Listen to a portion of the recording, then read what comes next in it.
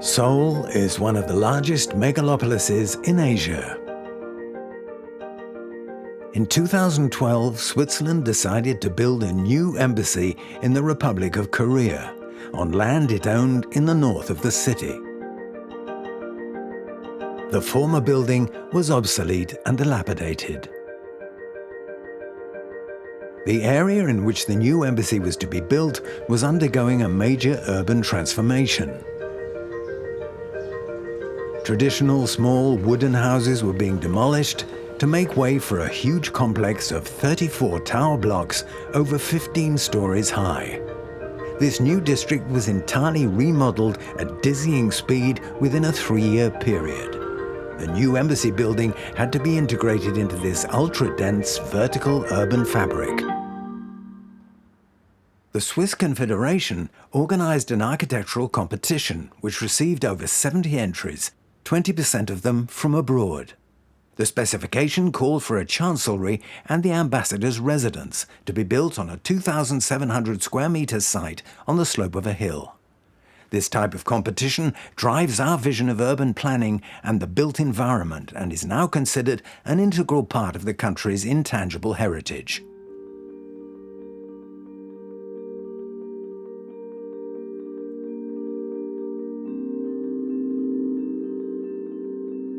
Swiss HANOK, designed by Nicolas Vaucher for Burkhardt Architecture, was the project chosen by the jury.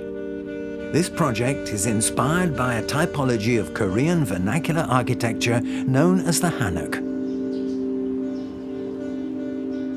A HANOK is a traditional wooden house built on one level which opens onto a small courtyard. All the rooms connect to this courtyard, which thus becomes the building's center of gravity. The architect's concept was quite deliberate, to run counter to the intense, brutal, high-density urbanization now characterizing the district in which the embassy was to be built. The architect's initial intuition was to conceive of a building in 2 parts. Those 2 parts, the chancellery and the residence, had to correspond to the 2 distinct phases of construction.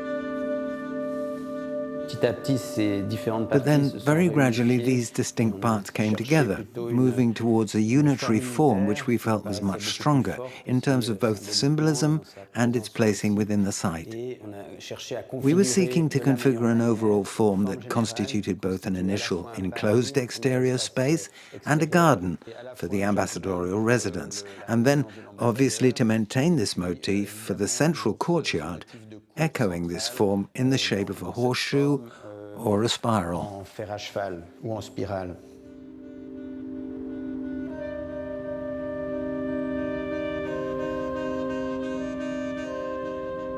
This spiral unfolds along a kind of horizontal axis. This matches the audacity of the concept as a whole, defying the verticality of the surrounding tower blocks.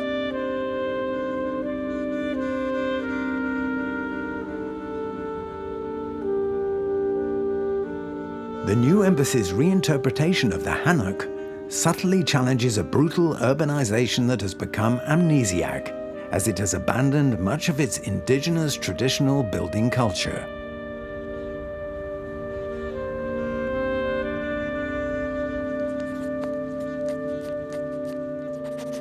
Let's get back to how the space and the building are organized.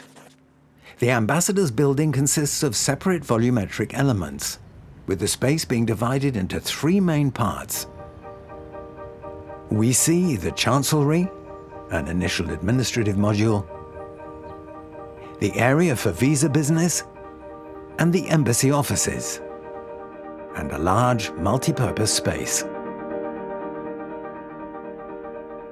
This module extends into an open space and a meeting room.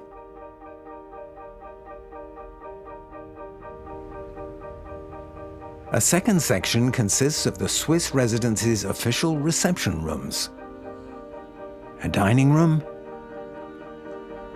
and a lounge. And then a third section brings together the ambassador's apartment and its private garden.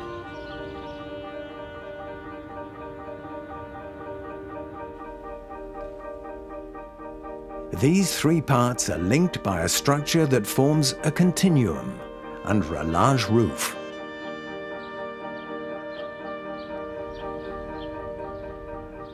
The building is organized around a central courtyard, onto which each room or space opens and with which it communicates.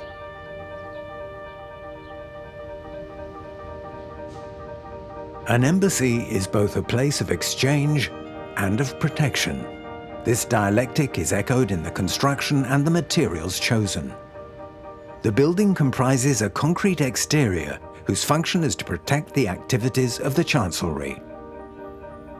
In contrast, the facades facing the courtyard are made of wood and glass, very light and transparent.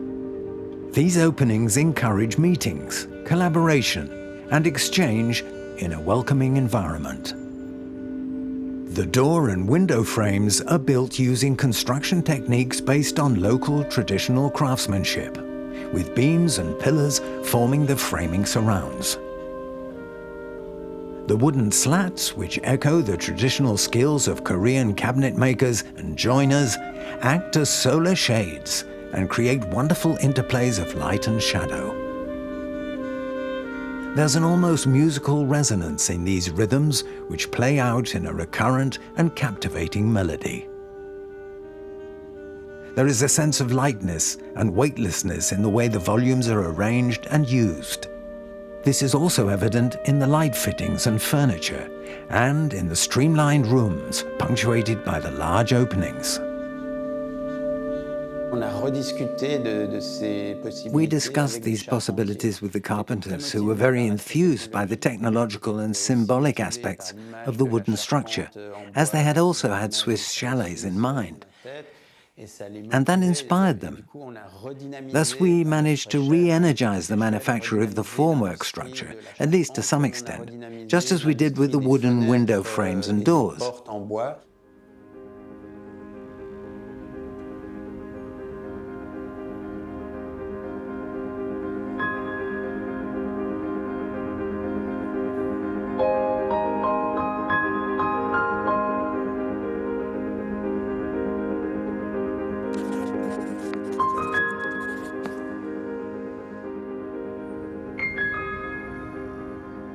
The concrete facade is much more closed off. The main idea for this facade was that it could make the landscape palpable via the large openings which were to frame the surroundings, be that the garden or parts of the surrounding district.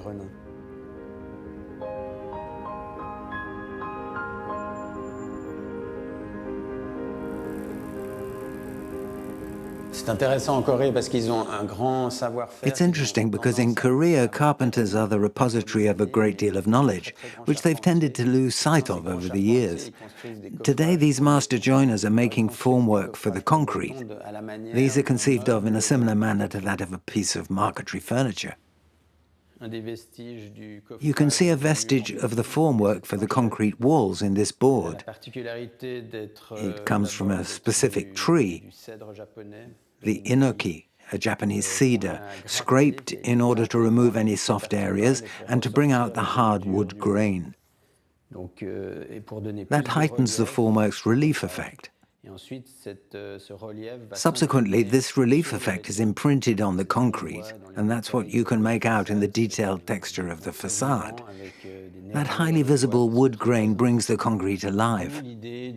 Hence the idea of petrified wood, a petrified facade, since the courtyard facade is made of wood and the perimeter facade is made of concrete. It's the same facade but with two very materially different textures. One is very open, the other closed with a wood-like texture. It's the surrounding wall which stands apart from the building but which reflects the topography of the land site, and so which also echoes the contours of the roofing.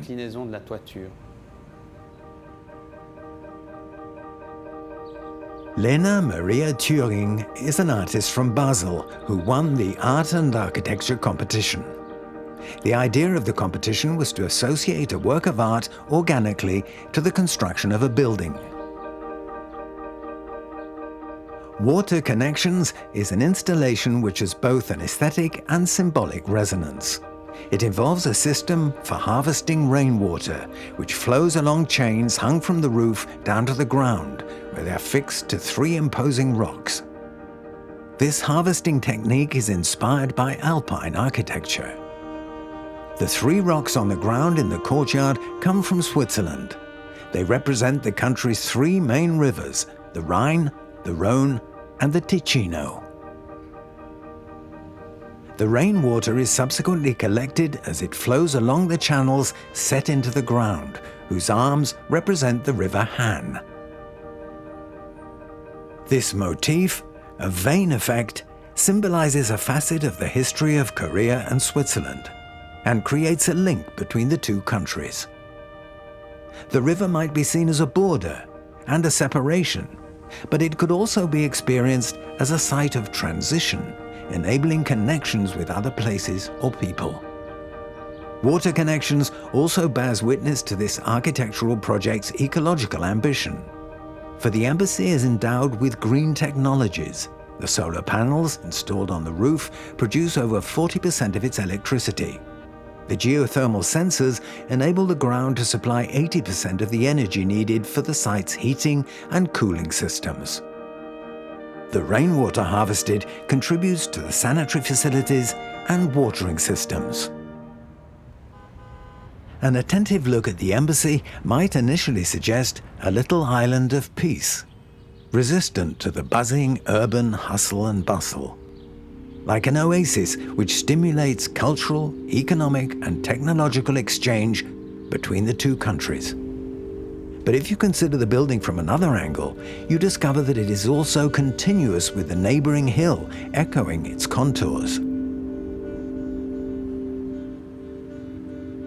Rather than creating a bombastic architectural structure, the embassy builds on the Korean architectural tradition and local building techniques, seeking to draw inspiration from indigenous knowledge and the meeting of 2 cultures.